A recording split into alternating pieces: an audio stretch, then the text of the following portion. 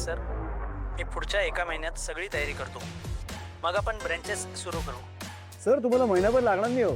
तुम्ही लवकरात लवकर फक्त पैशाची सोय करा. पैसे एकदा जमा झाले ना की 15 दिवसात आपण सेटअप रेडी करू. काय आपल्याला नंतर मार्केटिंगला सुद्धा थोडेसे दिवस द्यावे लागतात. सर हां. ती मुलगी तुम्हाला भेटायला आली. कोण? कमळी मोहिते.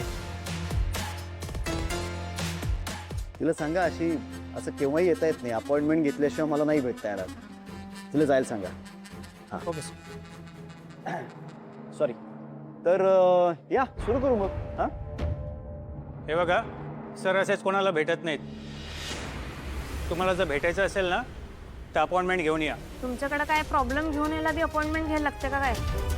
हे कमळी, शहाणी असशील ना तर गपचूप घरी जा. उगीच प्रॉब्लेम अंगावर ओढून घेऊ नकोस. ठीक आहे मग आता मी माझ्या पद्धतीने जाऊन बोलतो. हा तुम्ही फायनान्स टीमशी एकदा बोलून घ्या.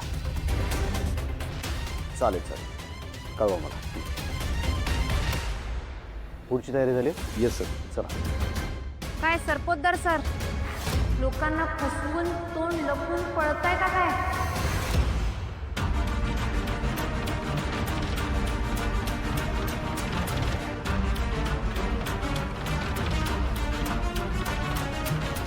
काय म्हणालीस तू? अहो मी या लोकांचा इथं प्रश्न घेऊन आलोय आणि तुम्ही न ऐकताच निघालाय का? काय प्रश्न आहे? अहो लोकांनी कर्ज काढून तुमच्या क्लासची फी भरली आणि तुम्ही तुमच्या क्लासच्या जाहिरातीत जी काय आमिष दाखवली आहे त्याप्रमाणे तुम्ही काय शिक्षण बी दिलेलं नाही ना तुम्ही पैसे रिटर्न केलं. ते पैसे द्यायला नको का? तुमचंच काम आहे ना ते. आम्ही कोणालाच कधीच आमिष दाखवत नाही. त्यांचा हात धरून इथे नाही आणला आम्ही त्यांना ॲडमिशन घ्या म्हणून. त्यांच्या पालकांनी पैसे भरलेत आणि ॲडमिशन घेतली. आणि जाहिरातींची गरज नाही आम्हाला ॲडमिशनसाठी. आम्ही तेवढा दर्जा मेंटेन केला आहे शिक्षणाचा. त्यांनी स्वतःहून ॲडमिशन घेतले आणि उत्तम दर्जाचं आम्ही शिक्षण देऊ ते आम्ही त्यांना कबूल केलं, जे आम्ही त्यांना देतोय. आता त्यांचीच कुवत नसेल, तो अभ्यास करत नसेल, तो अपयशी होत असेल तर त्यात आमचा काही वाटा नाही आहे. हा त्याच्यासाठी आम्ही कशाला त्यांचे पैसे परत द्यायचे? होय काय? मग ह्योच नियम धरायचा झाला तर मग विद्यार्थ्यांच्या यशात बी तुमचा काहीच संबंध नसला पाहिजे, होय की नाही? नाही म्हणजे एखाद्या विद्यार्थ्यानं टॉप केला तर तुम्ही मस्त बॅनर छापताय, तो मिरवताय. तसंच जर एखाद्या विद्यार्थ्याच्या पदरात अपयश आलं तर त्याची जबाबदारी बी क्लासनेच घेतली पाहिजे की नाही? पण यशाच्या शिखरावर आम्ही मुलांना घेऊन जाऊ ही आमची जबाबदारी आहे. आम्ही मान्य करतोय आणि आम्ही त्याच पद्धतीने त्यांना शिक्षण देतो. इथे तुम्ही अपयशी व्हा म्हणून ॲडमिशन इथे घ्या असं आम्ही त्यांना सांगून इथे बोलवत नाही. त्यांनी अभ्यास केला नाही, त्यांचं जे काही अपयश आहे ना याची सगळी जबाबदारी त्यांची आहे, त्यांच्या पालकांची, आमची नाही आहे. आणि काय रे काय ग, हे प्रश्न तुम्हाला आधी भेडसावले नाहीत, हे प्रश्न आधी डोक्यात आले नाहीत तुमच्या? आत्ता माझ्या समोर आलाय ते मला विचारायला. हे सांगतो ना काय करायला. या मुलीनं भडकवलंय तुम्हाला. इथे या विजेता कोचिंग क्लासेसची बदनामी करा, पैसे परत मागा असं भडकवलंय हिनं आणि तुम्हाला घेऊन आली ती, हो ना? नाही आजवर यांनी तुमच्या भीतीपोटी तुमच्या विरोधात आवाज उठवला नसेल तर आता त्यांच्या संग मी. ऋषी थांब.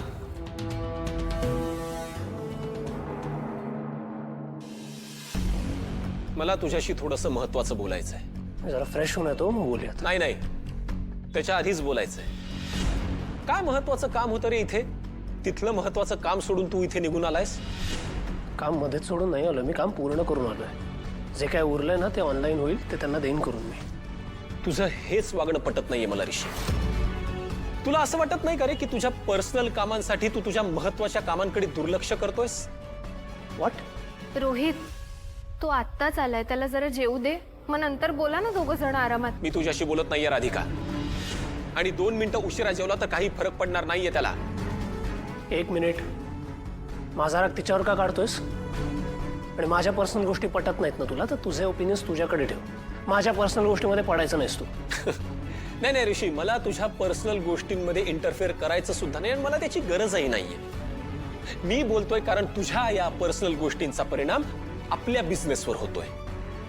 मी परत एकदा सांगतोय तुला, कान अडलेलं नाहीये.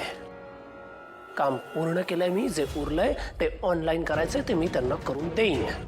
तुझा हाच ऍटिट्यूड कोणालाही पटत नाहीये. कामाकडे तर दुर्लक्ष करतोसच आहेस, शिवाय घरच्यांचा आदर सुद्धा ठेवता येत नाहीये तुला. अरे कसला आदर? आदर आणि काम याचा काय संबंध आहे का इथे? आहे ना, संबंध आहे, सांगतो तुला.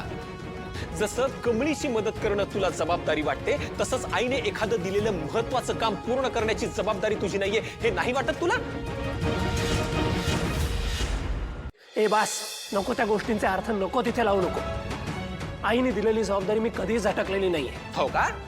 मग आता जे बेजबाबदारपणे वागलायस त्याचं काय रे? अरे कसला बेजबाबदारपणा? सांगतो ना, ते सुद्धा सांगतो.